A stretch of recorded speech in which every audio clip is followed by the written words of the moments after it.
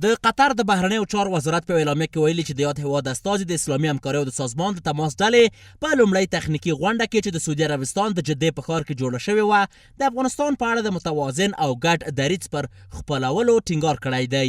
د قطر د بهرنیو چارو وزارت د اعلامیې له مخې افغانستان دا مهال په ډېر حساس وضعیت کې قرار لري او د قطر استازي خالد عبدالعزیز په دې غونډه کې له اسلامي هېوادونو غوښتي چې د افغانستان په اړه یو ګډ او متوازن چلند وکړي.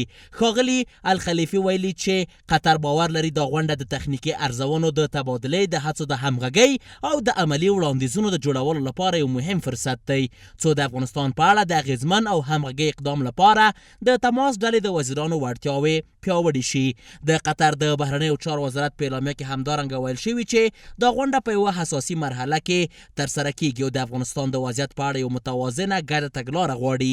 داسې تګلاره چې بیړنۍ بشري مرستې، مسؤل سیاسي تعامل او د افغانستان ځانګړو شرایطو ته درناوی، د اسلامي همکارۍ او سازمان د اصولو په چوکاټ کې د افغانستان د خلکو د امنیت، ثبات او پرمختګ د هیلو په ملاتړ سره یو ځای کړي.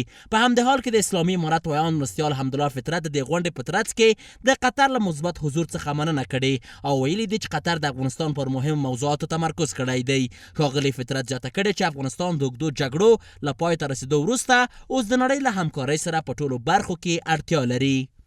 موږ په دغسې مجلسونو کې د افغانستان د حضور غوښتونکي یو څو د خپل دریځ ښه استازولي وکولی شي او د افغانستان وضعیت ښه تشریح کړي او له دې لارې د افغانستان په اړه نیول کېدونکي تصامیم مؤثر او اغېزناک تمام شي.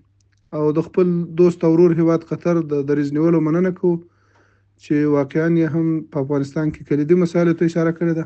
افغانستان چې تازه له جګړو راوتلی، همکاریو او پیوستون ته اړتیا لري، باید په هره برخه کې هر اړخیزې مرستې ورسره وشي. د اسلامي همکارۍ او سازمان یو نړیوال بنسټ دی چې 50 اسلامي هیوادونه یې غړي دي. د دې سازمان موخه د اسلامي هیوادونو د ګټو ملاتړ، د یووالي پیاوړتیا او غړو او غیر غړو هیوادونو کې د سیاسي، بشري او پراختیایي بحرانونو په وړاندې رسېدنه ده. افغانستان هم د دې سازمان له پخوانیو غړو څخه دی.